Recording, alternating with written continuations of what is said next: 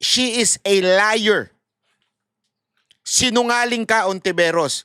Ang sabi mo dito, okay? Ang sabi mo dito, unanimous reversal. Ibig sabihin na yung from the unanimous decision, halimbawa lang, from favoring, nagkaroon ng reversal. Yung nag-favor, unanimous. Lahat. Okay? Papakita natin. Yes, but I am asking for qualification, Mr. President, whether these are... Okay?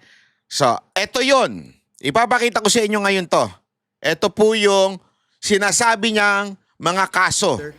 Yes, what is the pleasure of the Honorable Ontiveros? Thank you, Mr. President, and to the good gentleman from Pampanga. Gusto ko lang pong bigyan ng point of information, sagot dun sa tanong ng good gentleman mula sa Tarlac, that in fact, the Supreme Court has reversed a unanimous decision. Hindi. Mali ito. Biglang ang sagot ni Soto. Dili ko alam eh. Dili. Hindi ko alam yan. Alam mo, dito mo malalaman talaga yung abogado at hindi abogado eh, no? Kasi sa korte, gawin mo ito, yung magko-quote ka ng jurisprudence na hindi mo alam ang details, out of context eh. Out of context yan, tapos yung quote ka ng quote na hindi mo naman pala alam yung decision ng court. Kung ilan silang nag-decide. What I can say is that if there is a mistake, a unanimous decision could become a unanimous mistake. Wala pa pong...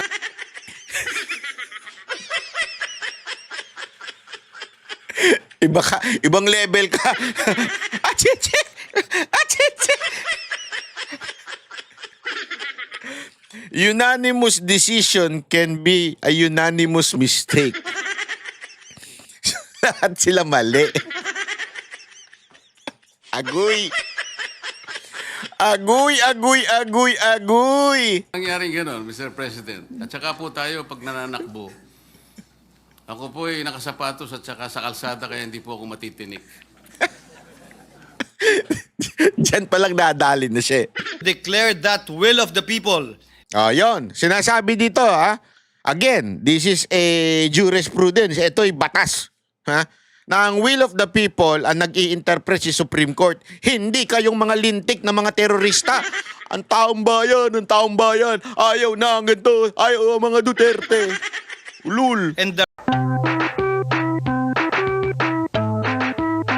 Tatanong, kung nakaapila na, ba tayo nagmamadali? Na-dismiss ito sa atin. So may I ask the gentleman, what will happen if we prematurely dismiss the case and the Supreme Court subsequently grants the MR and reverses its own decision? The question, Mr. President, is speculative. Yes. Nayari siya doon. Kasi yung ginagamit sa korte yan eh. Kasi ang sabi ba naman ni Soto, di ba, unanimous nga. Paano kung unanimous din na lahat sila magbago isip? Lahat yung 13 judge biglang nagbago isip. Ay, iba pala. Kasi ngayon, ang nilalaban ni Soto, habang may appeal pa, mali pala yung word na appeal. Habang may MR pa, ang Kamara, diba, na ang Kamara, nagsabi sila, may motion for reconsideration kami na hinihingi sa Supreme Court. Sabi ni Soto, habang may MR pa, wag muna tayong magdesisyon. Wag muna tayong magdesisyon. Mamaya pag-uusapan din natin yan. Di ba? Kasi nga daw, what if biglang magbago yung mga utak ng mga Supreme Court justices? Alam nyo, pagdating sa court, hindi pwede yung ganyan.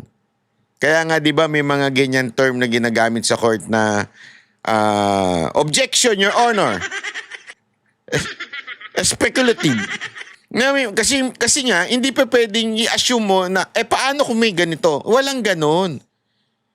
Yung kung ano yung decision at the moment, yun ang dapat sundin. Di ba? Yun muna ang dapat sundin. Okay? So sinasabi nga ni Senator Marcoleta dito, speculative po yun. Yes. May I have a speculative answer, Mr. President? May I have the speculative answer? O sige na nga. Pinatulan na ni Marcoleta. Sabi niya, sige na. We cannot speculate.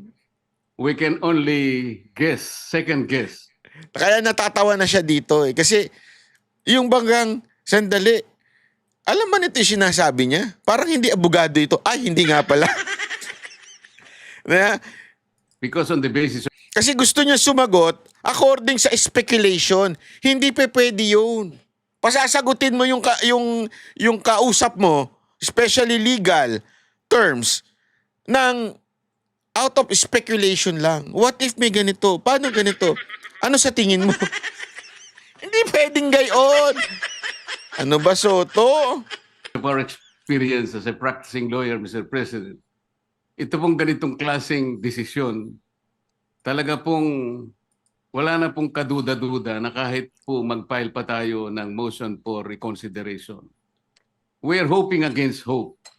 It is as if we are wishing for the moon. Palagay nyo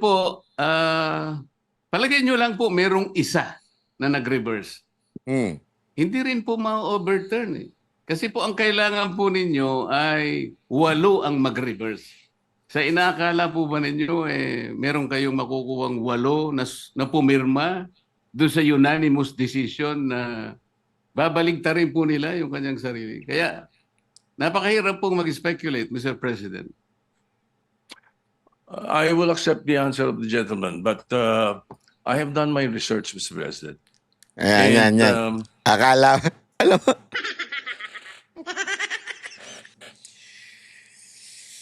si Soto talaga, no? Ngayon ko lang na-realize na, alam mo, napaisip nga ako minsan. Naparealize ako. Sabi ko, mahirap talaga pagka bumoto ka ng yung graduate ng NAGMA. Kasi di ba, merong guru graduate ng Magna Magna cum laude. Ito, NAGMA. Ano yung NAGMA? Yung ba din yung Magna? Hindi, NAGMA. NAGMA magaling. Hirap ng may ganito. To remind everyone, the reversal of the Supreme Court's own decision is not impossible. Yes, it's not impossible but improbable. Kasi nga po, sandali. Linawin natin kasi, ito po ay the entire Supreme Court decided that it is unconstitutional. Hindi po ito 5 against sa 6 o 8 against sa 8 against sa 5. Hindi po ganun. Ito po the entire justices. Kaya nga ang ganda na sagot ni dito ni Marcoleta. Even in landmark cases. In the case of Labogal, Bilaan Tribal Association Incorporated. Yan. Meron pa silang jurisprudence. Kanang tutsa. Tingnan mo kung paano siya hulihin ni Marcoleta. Versus Victor Ramos.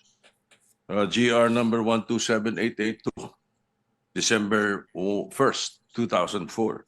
Questioning the constitutionality of Republic Act 7942 or the mining law. The Philippine mining law. The Supreme Court granted the MR, reversing and setting aside its earlier ruling.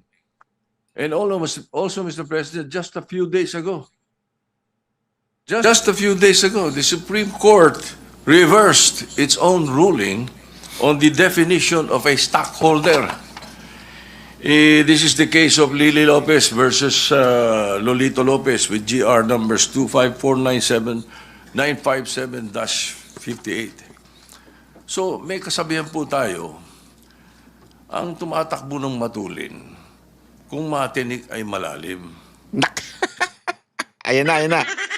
Ayan na yung mga sagot sa mga Little Miss Philippines.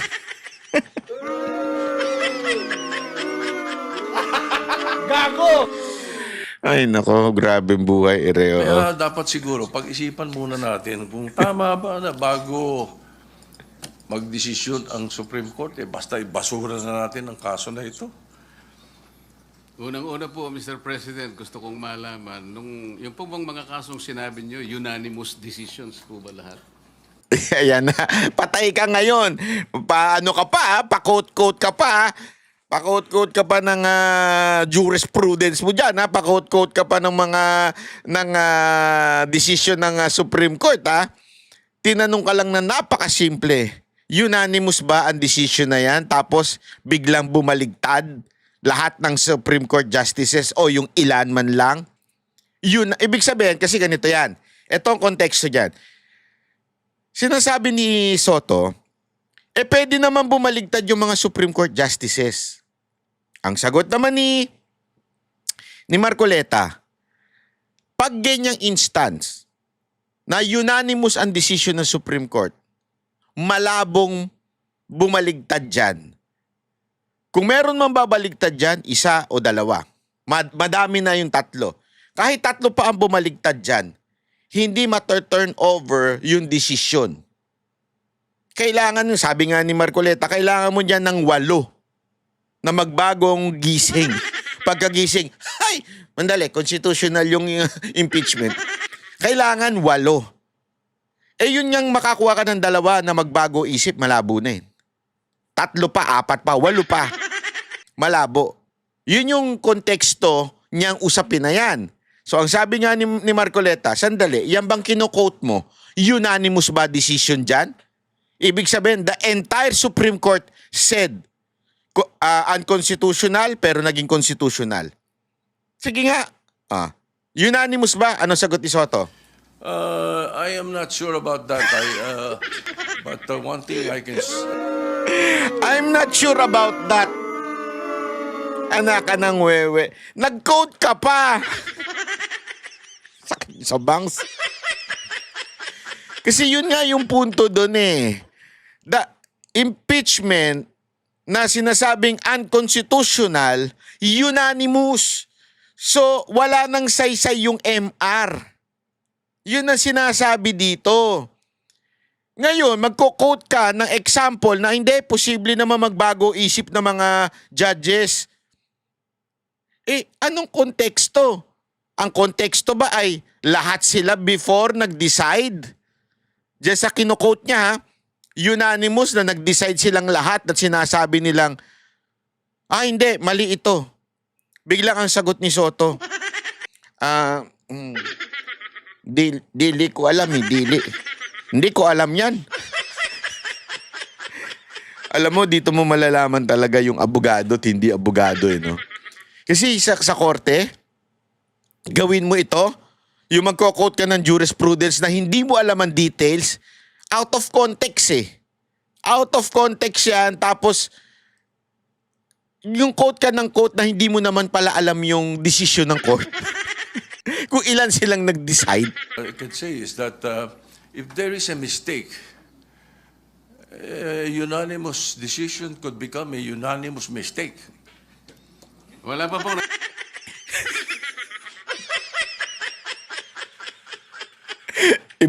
Ibang level ka. Achiche! Achiche!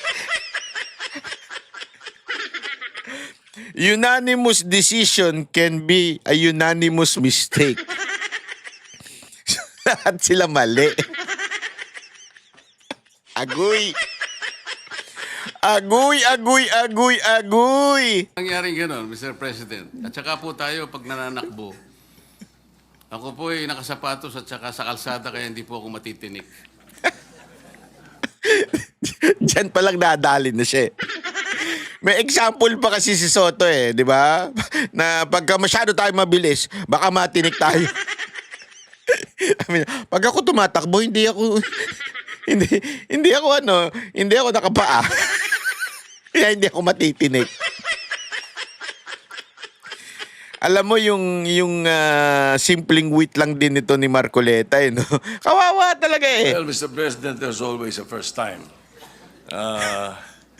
Regardless Wala na. of whether it's unanimous or not, unanimous decision does not bar an appeal or a reversal. Hindi naman binabar yung appeal eh. But the possibility na bumaligtad ang desisyon, napakalabo. That's the point, Soto. You do not understand. The point of Marcoleta is simple. Para bumaligtad ang desisyon ng Supreme Court, you need 8. And that is impossible. Malabo. Mahirap. Imposible. Wala pa sa kasaysayan na nangyaring ganyan. Yan ang punto ni Marcoleta. Kahit ibang mga abogado, alam yan.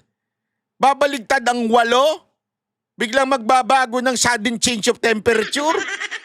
Nagbago yung kanilang pakiramdam. Mr. President, that is one thing for sure. Now, secondly, where is the ball, Mr. President? Or meaning the impeachment case itself? Is it in the Senate? Or in the... Anong ball ya? One Ball University, yung sa school bukol. Ay, nako. Ako, noon hindi ko sinasakyan yan eh. Kasi sabi ko, meron namang mga magagandang gustong mangyari ito si Soto eh. Pareho ng aking paniniwala. Pero ngayon, parang naniniwala na ako sa graduate ito sa One Ball University. Ayoko maniwala nun eh. impeachment court. Didn't the impeachment court throw it back, remanded, returned to the House of Representatives? So what are we dismissing in the Senate kung wala sa atin ng kaso? Can we continue hearing the case and dismissing it without the impeachment case in our hands? Can we throw the ball out when the ball is not in our possession? Siguro naman dapat magkaroon tayo ng tinatawag nating sense of proper sequencing of moves. Pag-usapan natin, since ayan na yun eh, yan yung premise nitong pag-uusapan natin tungkol po kay Ontiveros. Okay? Ipapakita ko sa inyo kung ano yung naging sagutan ni Marcoleta at ni Ontiveros. Mr. President, unbanked decisions po.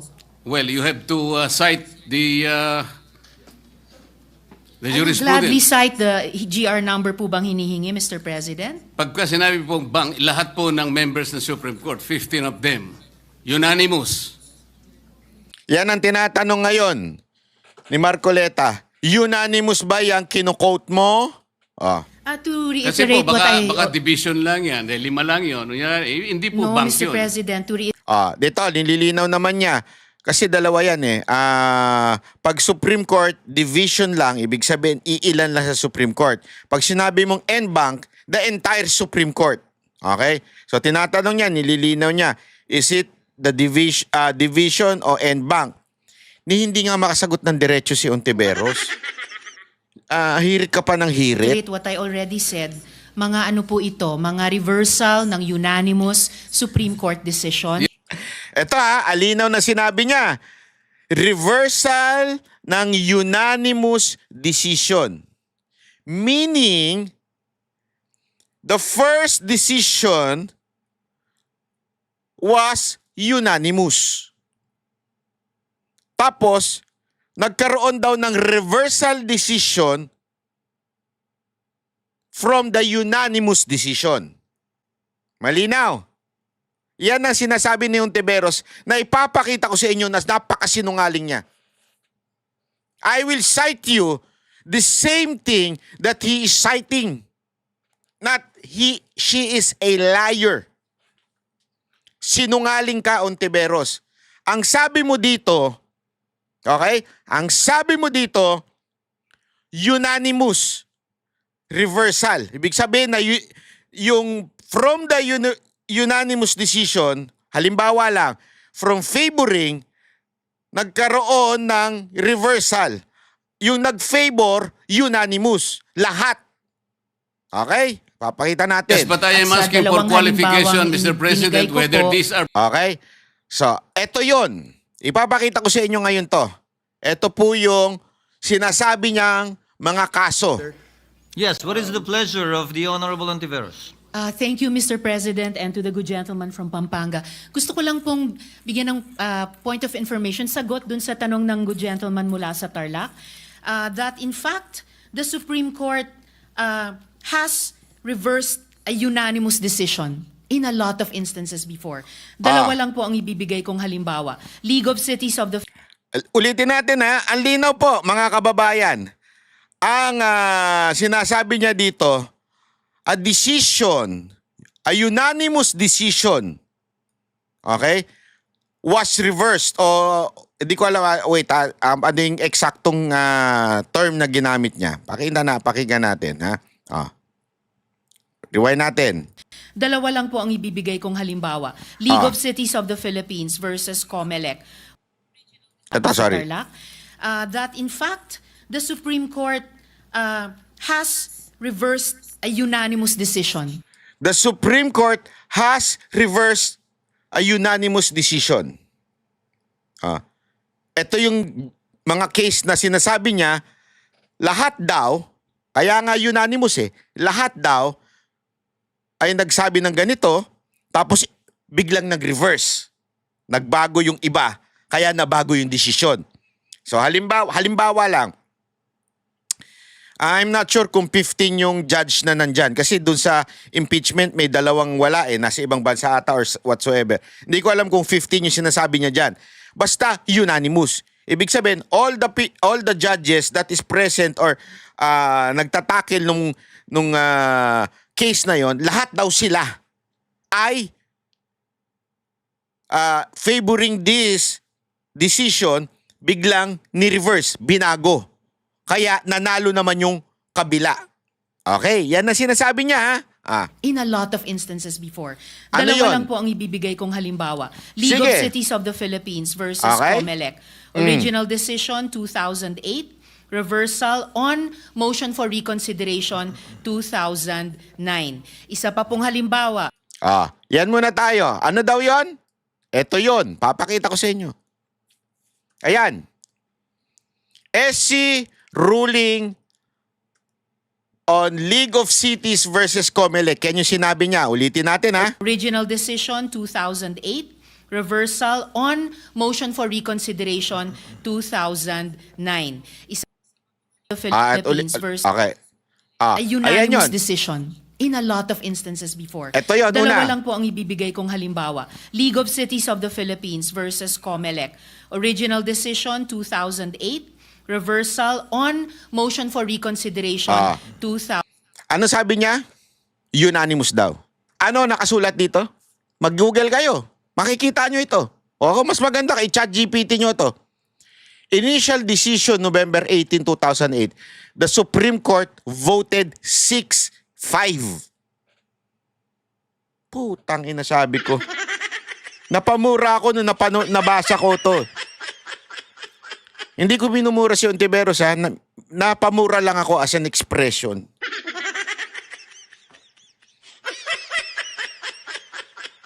Kasi sabi ko, sinungaling itong ni-research ko. Bakit? Sabi dito, the Supreme Court 6-5 declared unconstitutional the cityhood laws of 16 municipalities. 6 over sa 5. So panalo yung nagsasabing unconstitutional. Okay? Panalo kasi nga 6 sa 5. Therefore, hindi siya unanimous. Yan yung pino-point out ni Marcoleta. Sandali, unanimous ba ya? Kasi sana kung 11 against 0. Yun ang unanimous. 11 against 0. Eh dito, 6 against 5. So hindi yan unanimous. O anong tawag mo kay Ontiveros? Sungaling. Gago! Nagkaroon ng reversal. The court 6-4 reversed its prior ruling. So nagbago. Ito pala, sorry. Hindi pala yan. Motion for reconsideration granted February 15, 2011. So nagbago. Sa madaling salita mga kababayan, nagbago po ito. Okay? Alinaw po, nagbago yung desisyon, pero ang punto dito ay ito. Okay? Ang punto po dito mga kababayan, kasi pag sinabi mo nagbago, 7 na ngayon ang nagsabi na constitutional. Yung city na yon, kung ano mang city yon. Okay? 7 na yung nagsabi at 6 na lang ang unconstitutional. So, nagbago. Umangat yung nagsabing constitutional yan. Pero, kasinungalingan yung sinasabi ni Ontiveros na unanimous ang decision nung una. Hindi unanimous, 6/5. Kaya posible yan talagang magbago. Kasi ang liit eh. Isa lang ang pagitan. 6/5. 6 ang nagsasabing constitutional, 5 ang sinagsasabing constitutional. Nagbago. Naging 7 na ngayon na nagsasabi. So 2 lang ang nagbago utak at nagsasabi ngayong constitutional na siya. Yan yung punto ni Marcoleta na yung sa impeachment ni VP Sara Duterte, unanimous. So anong ibig sabihin nito? Nagsinungaling si Ontiveros. Not once, but twice. Pakinggan nyo. The next. Hindi, kasi para maintindihan natin, sabi ko, grabe ito si Ontiveros. Oh. Hindi lang siguro na point out ni ni Marcoleta kanina kasi hindi niya siguro pa nakita ito. Kaya hindi niya na point out. Wala siyang time para mag-research, di ba? Kaya nga niya tinanong si Ontiveros unanimous ba yan doon sa bandang dulo? Oh, eto. Pangalawang kasinungalingan ni Ontiveros. 2009. Isa pa pong halimbawa, International Service for the Acquisition of Agri-Biotech Applications Inc. o ISAA et al. Versus Greenpeace Southeast Asia. Original decision, unanimous, December 8, 2015. Reversed, Ano daw yung decision? Unanimous. So sinasabi niya na parang, hindi, unanimous ang decision nitong impeachment pero pwede pa magbago. Kasi ito yung mga cases na unanimous. Pinunto na nga natin nung una, hindi naman unanimous eh. So nagsisinungaling ka, Ontiveros. Pangalawa, okay? Pangalawa, itong sinasite niya, ano yon? Yung ISAA et al. Versus Greenpeace Southeast Asia. unanimously on MR din, July 26, 2016. So, hindi lang po tulad nung sinabi ni Minority Unanimous daw. Tingnan natin yung desisyon. Tinanong ko kayo ulan kay ChatGPT. Tinanong ko, is it unanimous decision in the first decision? Anong sagot ni ChatGPT? Ayan. No, the first decision of the Supreme Court in the case of ISAA et al. Versus Greenpeace. Ayan po, nakalagay dyan. Details of the 2015 decision. Pakinggan natin kung ano yung tama ba yung kaso na yun. Reversed unanimously on MR din, July 26, 2016. So, hindi lang po tulad nung sinabi ni Minority Leader na there's always a first time, it has happened before. Ito yan okay? Wait lang. Ito kasi yung sa baba na. Ito, wait lang Acquisition of Agri-Biotech Applications Inc. Ayan. o ISAA et al. Versus Greenpeace Southeast Asia. Original decision, unanimous, December 8, 2015. December 8, 2015, ayan po. The Supreme Court voted 10-5. Okay? 10-5 in favor of banning field testing, invalidating, ayan yung mga desisyon. 10-5. Asan dyan ang unanimous? Ino naman eh. Nakakarindi naman eh. Ang lantarang pagsisinungaling yan, hindi unanimous yan eh. Ayan pakinggan nyo. Versus Greenpeace Southeast Asia. Original decision, unanimous, December Ano? Original decision, unanimous daw. The Supreme Court voted 10-5. It was not unanimous. Ontiveros, napakasinungaling mo. 8, 2015. Reversed unanimously on Ayan. MR din, July 26. Ayan, July 26, 2016, which set aside, na reverse. Alinaw. So, yan yung kaso na yon. Pero, Hindi unanimous in the first place. Dalawang kaso ang sinight ni Ontiveros na sinasabi niya the first decision was unanimous and yet it was not. You are a liar, Ontiveros. Liar ka. Napakasinungaling mo. Hindi siya unanimous. Ang linaw niya, no? 10-5 ito. Nagbago lang kasi nga 10-5 eh. Hindi siya unanimous. Hindi 15. Pag sinabi mong unanimous, lahat. Dapat talaga, nag-abogado na lang ako. Tumakbo ako, senador. Susuplakin ko talaga to. Kakairita eh. Huli sa bibig eh. Unanimous. Anong unanimous dyan? Tingnan ninyo. Ay, sorry.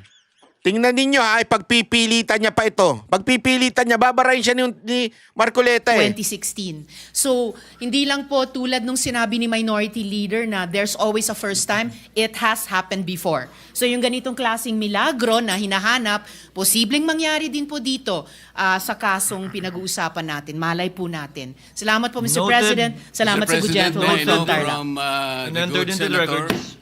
Senator Ah. Marcoleta. may I know Tingnan nyo ha, may tatanong. Dodobleng tanong niya. Ibig sabihin, sisiguraduhin niya. from the good senator if these decisions are bank decisions? or Tinanong niya divisions? muna, is it en bank or division? Importante kasi yun eh. Pag division, iilan lang. Pag en bank, lahat. Hindi nga masagot ni Ontiveros eh.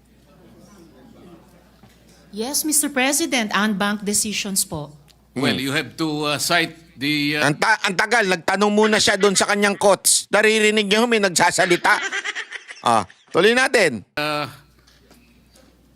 I would gladly jurisprudence. cite the GR number po bang hinihingi, Mr. President? Pagka sinabi pong bank, lahat po ng members ng Supreme Court, 15 of them, unanimous. To Kasi reiterate po, what I... baka division lang yan, dahil 5 lang yun. Tinatanong ko unanimous. Kaya, hindi po No, bank Mr. yun. President, to reiterate what I already said, mga ano po ito, mga reversal ng unanimous Supreme Court decisions. Yes. Ang linaw po dyan. Sinasabi niya, unanimous decision daw. Na biglang na-reverse. Dahil nagbago isip nung karamihan. Kaya nga nagbago kasi karamihan. Pero nakita natin at ipinakita ko sa inyo at ibinuking natin na si Ontiveros ay nagsisinungaling.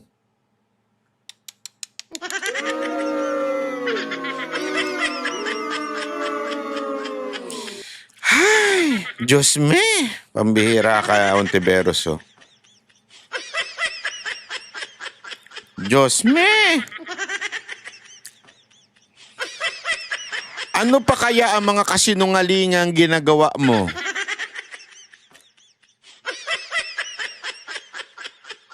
Naalala ko tuloy yung witness na nagsabing... yung witness na nagsabi na pinilit lang siya. Yung pangalan nun? Hindi kasi... kung kaya mong magsinungaling dito... and you are in the Senate, posible kaya yung witness na dinala mo dyan sa Senado ay pinagsinungaling mo? Iyan o itanong. Kung dito huling-huli na nagsisinungaling ka,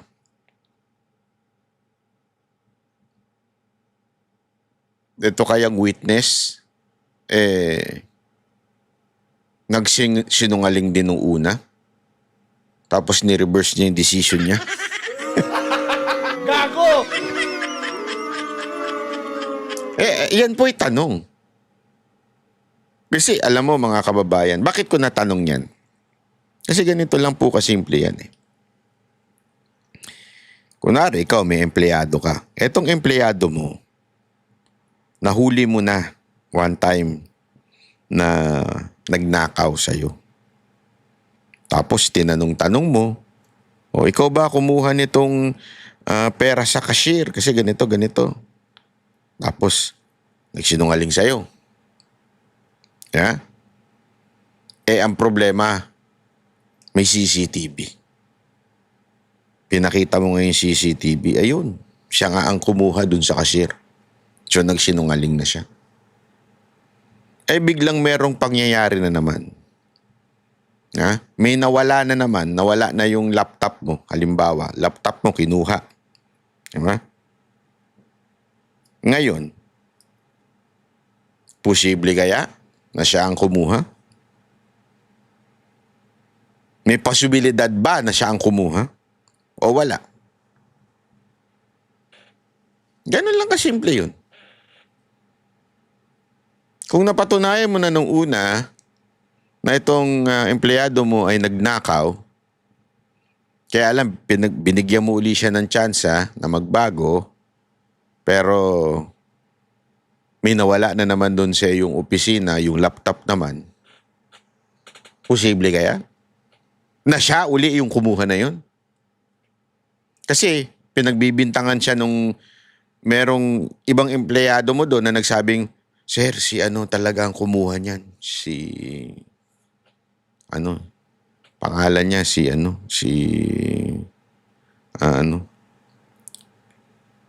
Lina." Lina, oo.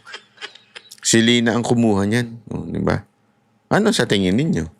Ayan yung mga simpleng Sabi ko nga, naku, mga kababayan, matindi ito. Malupit ka talaga, Risa Ontiveros.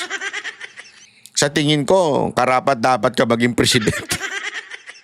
Presidente ng PTA. Tapos isama mo na si Trillanes kasi kawawa naman yun. Lagi na lang natatalo. Ilang beses na natalo yun? Hindi ko nga alam ang lakas ng apog ng mama na yun,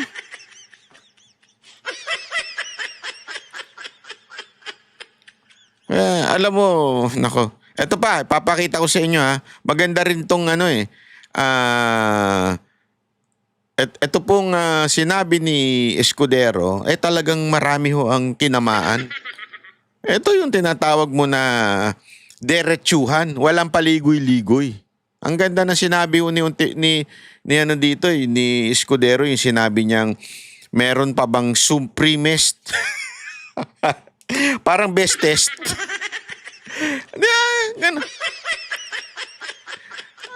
Parang gano'n, may supremist pa ba? Mas mataas pa dun sa ito naman may bestest pa. Yung mas best sa best. Bestest. Yun ang inaano dito. At saka pinakita niya dito, ang ganda na sinabi niya yung hypocrisy ng mga taong nagsasabing mag-antay. Kasi nga, noong panahon na pinipressure nila ang Senado na talakayin o mag-convene na o convene na, ibig sabihin suot na sila ng mga toga nila para maging para maging impeachment court. Sinangsabi ng Kamara, kahit may TRO nun tandaan ninyo, may TRO nun. Kasama ako nun. Ang Banateros kasama doon na nag-file ng TRO o nag-file sa Supreme Court ng unconstitutional. Nag-file kami doon, di ba? Ano sinasabi?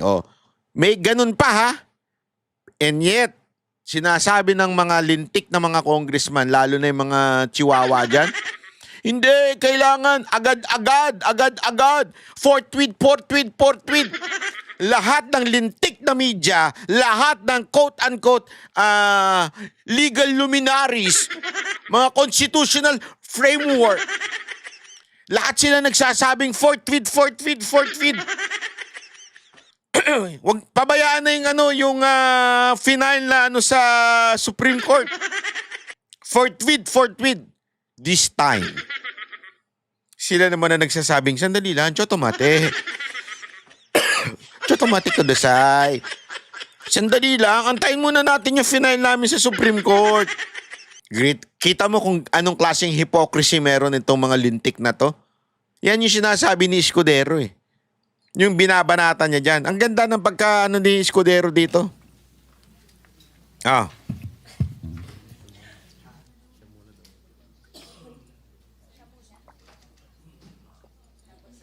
The Senate President is recognized to explain his vote.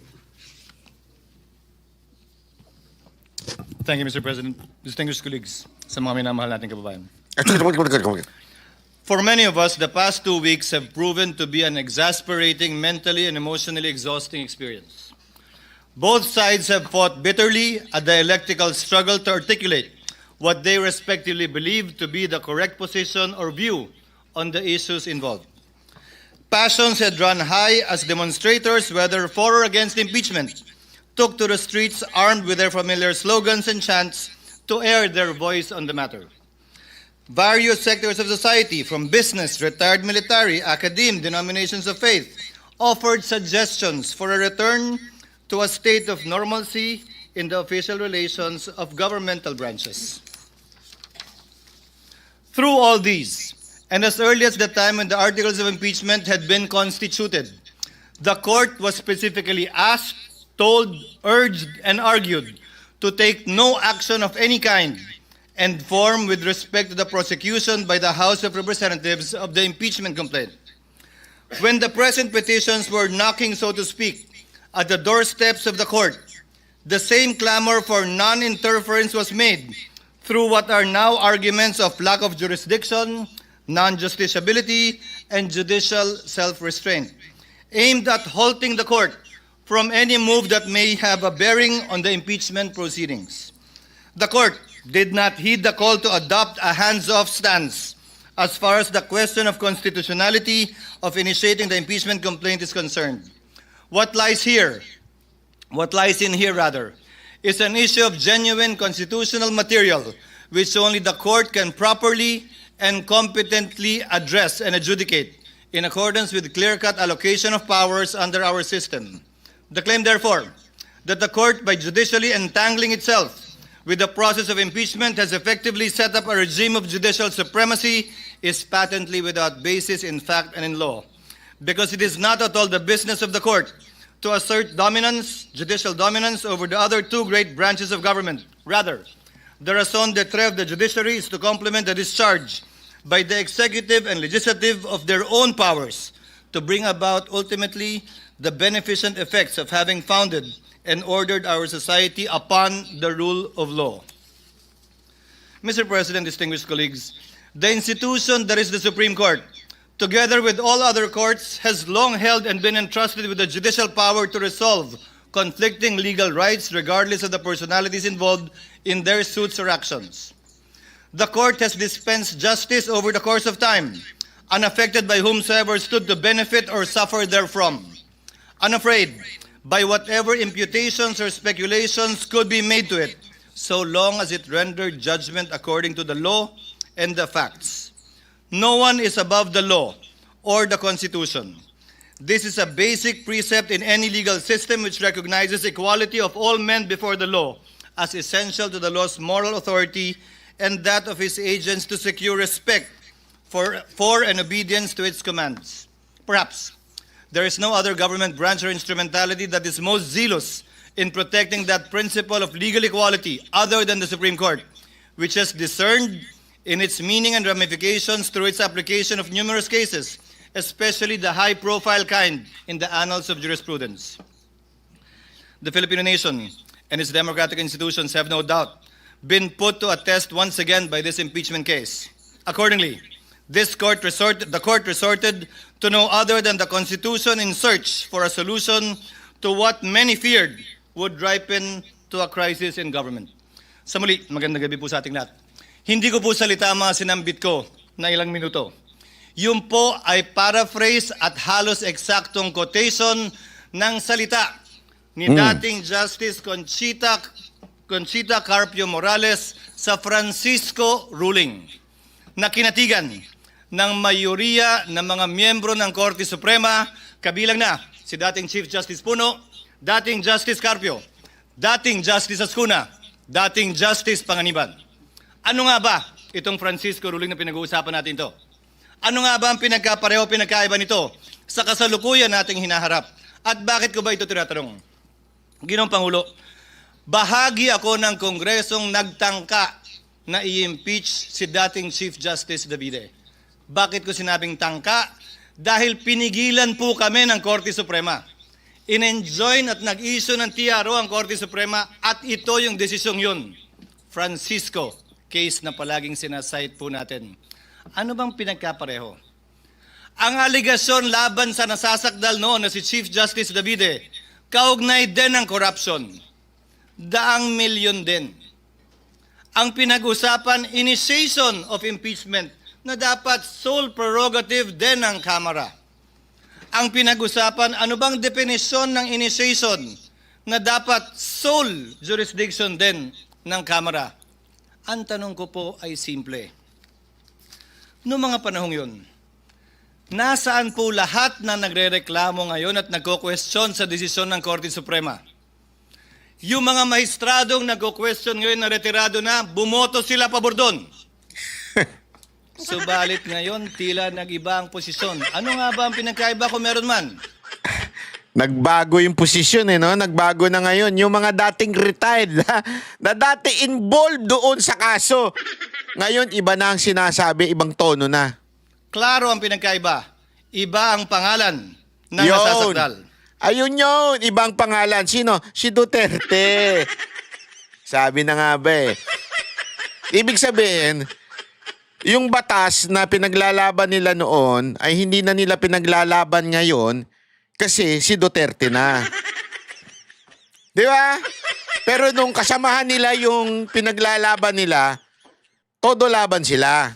Today, Mr. President, distinguished colleagues, the very supremacy of the Supreme Court is being called into question, and with it, the very foundation of the rule of law. As Senate President and as a member of this chamber and as a member of the bar, I will not sit idly by and allow this. At stake is the very idea that justice should be governed by laws that apply to all, equally to all, rather than the whims and caprices of public opinion. As Justice Frankfurter once said, if one man can be allowed to determine for himself what is law, every man can. That means first chaos, then tyranny. Legal process is an essential part of democratic process. Whether it's a mob or a minority, bias and prejudice blinds, divides, and destroys. Former U.S. Supreme Court Justice Sandra Day O'Connor also said it best. The law provides necessary continuity amidst our constantly shifting political landscape. It guarantees everyone will be treated equally, whether they are in today's or yesterday's majority, so they know what to expect, whether what they do is popular or unpopular at that time. The courts, Mr. President, with the Supreme Court at the helm, are the guardians of the rule of law, making sure everyone plays by the same rules and receives equal justice. For the rule of law to prevail, the High Court must act as a compass, not as a political cheerleader, Yon. impartially applying the law by calling out violations, not swayed by public opinion or political allegiance. Respect for the rule of law, Mr. President, requires all of us to adhere to final or immediately executory decisions of the court, even when there is a winner and a loser, to avoid deadlocks and maintain legal order. Respect for the rule of law does not bar disagreeing with court decisions, nor from forming our own opinions on the meaning and intent and letter of the spirit of the Constitution. However, we must also have the humility to accept when we are wrong once the Supreme Court has already decided. Yun. Respecting the court only when you win or when it aligns with your belief is Yeah. not respect for me. It is Yes. plain arrogance or if at all, a power play. Yun. Cherry-picking court rulings destroys the judiciary's purpose. Disobeying the High Court's decision is a violation of the law because under our Constitution, decisions of the Supreme Court form part of the law of the land. I made these Yan remarks, yung hindi Mr. maintindihan ng mga gunggong eh. And the decision of the Supreme Court is it becomes the law of the land. President, amidst recent calls for this august body to disregard the Supreme Court's recent ruling in Duterte v. HOR, these calls for judicial disobedience have been aided and abetted by so-called legal luminaries and experts Nako, who fancy ayan na. their wisdom and knowledge of the Constitution as better, Nako. higher, Nako. more supreme than that of the Supreme Court. Nako, Miyembro po ba sila ng Supremist Court? Miyembro po ba sila ng Super Supreme Court? yes. The supreme leader is the highest in the land. Bakit ba? Sino ba yung supreme leader na yan? Yung kamukha ni Kim Jong-un. Kasi yun ang tawag sa kanila eh. Doon kay ang pangalan no? Kim Jong-un ba? Yung mga Kim Jong-jong? Yun ang tawag doon sa supreme leader. Yung leader ng North Korea eh. Yung diktador na yun. Eh, medyo hawig niya yung may pautot ditong impeachment eh. Kaya ang tawag natin ngayon sa kanya, dito kay speaker, ay supreme leader. Ayaw kasi sumunod sa, mas magaling pa daw siya sa Supreme Court eh. Tingnan natin kung talagang mas magaling siya sa Supreme Court. Sa pagkakaalam ko po, iisa lamang ang Korte Suprema. Yun. At ayon sa ating Hindi ba sa Supreme Court Justice si Si Supreme Leader? Baka naman Chief Justice ito si Supreme Leader, hindi ba? Konstitusyon, Korte Suprema ang bukod tanging pwedeng makapagsabi kung ano ang kahulugan ng ating saligang batas. Walang iba. Ha? Allow me to demonstrate, for example, Mr. Hindi ba si Supreme Leader? President. The legal gymnastics these people have been undertaking in the past, and I have borne the brunt of this. Sabi nila, forthwith ang sinabi sa Senado, ibig sabihin yan agad-agad. Despite the rulings of the Supreme Court that say Ayan. it is within a reasonable time. Sabi ng yung mga congressman, agad-agad daw yung forthwith. Sabi ng Supreme Court, reasonable time yan ang ibig sabihin ng forthwith. Pero doon na tayo sa agad-agad. Sabi ng rules ng House, dapat i-refer ng SecGen immediately. Sabi ng rules ng House, dapat immediately. So tingnan ninyo yung forthwith sa Senate, pero forthwith lang yon. Pero ipinipilit nito mga hayop na mga bataan ni Supreme Leader. At saka ng mga legal luminaries. Di ba? Tapos, yung immediately sa rules sa House, hindi nila sinunod. Tapos, eto na naman, may immediately executory na sinasabi ng Supreme Court. Gusto na naman nilang i-delay. Sa Speaker, 2 buwan bago niya ginawa yon. Okay lang sa kanila. Hindi naman sila nagreklamo. Immediately po ang gamit hindi forthwith. Sabi naman ngayon ng Korte Suprema, immediately executory. Ay, teka lang. Hintayin muna natin. Hindi ba final? Kapag convenienteng gamitin yung mga salita pabor sa posisyon nila, edi okay lang. Kapag hindi naman, ay hindi rin. Hindi Grabe, po no? ganun dapat yun. Hinihiling nila ngayon sa Senado. Alam mo, yan ang mga tatak dilawan. Hindi, yan yung kinainisa natin noon eh. Noon sa mga dilawan, yung hypocrisy nila. Di ba? Ganyan. Pero ngayon, na-adapt na ng pamahalang ito. Na ipagpaliban muna ang anumang aksyon para intayin ang anumang desisyon ito kaugnay sa motion for reconsideration na inihain ng Kamara sa Korte Suprema. Subalit tulad ng naipaliwanag na kanina kaugnay ng motion na pinagbobotohan natin ngayon, kung magbago man ang Korte Suprema sa kanilang desisyon na unanimous noong July 25, 2025, meron pong paraan at proseso pa ang Senado para sundin ang bagong desisyon yan ng Korte Suprema kung sakasakaling mangyayari po yan. In the past, it was also said, nauna nagsalita si Senator Bato, bawal daw at walang karapatan mag-motion ang sino mang senator judge. Dahil trabaho daw ng depensa yon.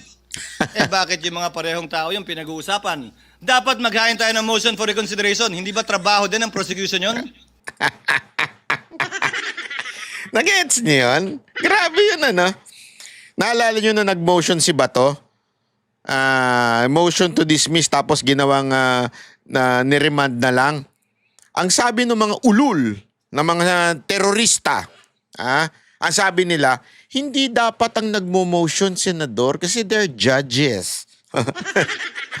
This time, eto naman ngayon ay mga kongresista ang nagmo-motion.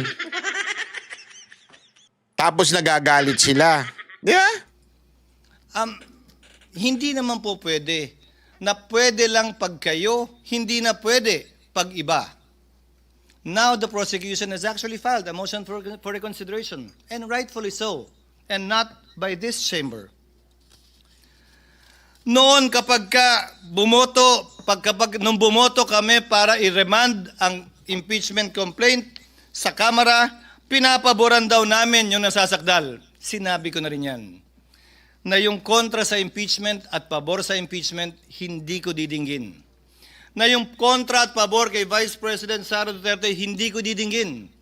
Dahil may rason kung bakit babaeng nakapiring ang mata ang simbolo ng ating hustisya. Na Bakit? humahawak ng espada sa kabilang kamay at panimbang sa kabilang kamay. Bakit? May papatayin ba yon? Ay, hindi. Hindi, yung sa nakita niyo, di ba yung sa simbolo ng justice, nakaganon yung mata kasi tinitimbang niya yung ebidensya, hindi tinitingnan kung sino yung tao. Eh ngayon kasi, ang tingin, yung mga tao na. Wala po dapat kinikilala ang hustisya na personalidad. Sino man ang nasasakdal, dapat pareho lamang po ang ating mga magiging desisyon. Nako? Sabi din nila, will of the people daw ito. Naka! Sino ba si people? Sino ba si Balikan people? po natin ang naging desisyon ng Korte. Ayan na naman yung taong bayan eh. Tangina ninyo, huwag nyo dinadama yung taong bayan sa mga sinasabi ninyo. Mga hindot kayo, mga terorista kayo. Ang taong bayan ng talo dito, ulul. Huwag nyo kami idamay. Suprema. Ayon sa desisyon ng Korte Suprema sa panunulat ni Justice Malcolm sa Alejandrino versus Manuel Quezon. Pinag-aaralan po ito ng mga first-year law students. Quote, the judiciary under its powers to interpret the Constitution and the laws has the duty and the right to declare what the will of the people is as expressed in the fundamental law of the land. Hence, where the acts of the executive or legislative departments violate the will of the people as expressed in the organic law of the land, it is the sworn duty of the judiciary to interpret and to declare that will of the people. Yun. Sinasabi dito, ha? Again, this is a jurisprudence. Ito'y batas. Ha? Na ang will of the people ang nag-i-interpret si Supreme Court. Hindi kayong mga lintik na mga terorista. Ang taong bayan. Ayaw na ang ganito. Ayaw ang mga Duterte. Ulul. And the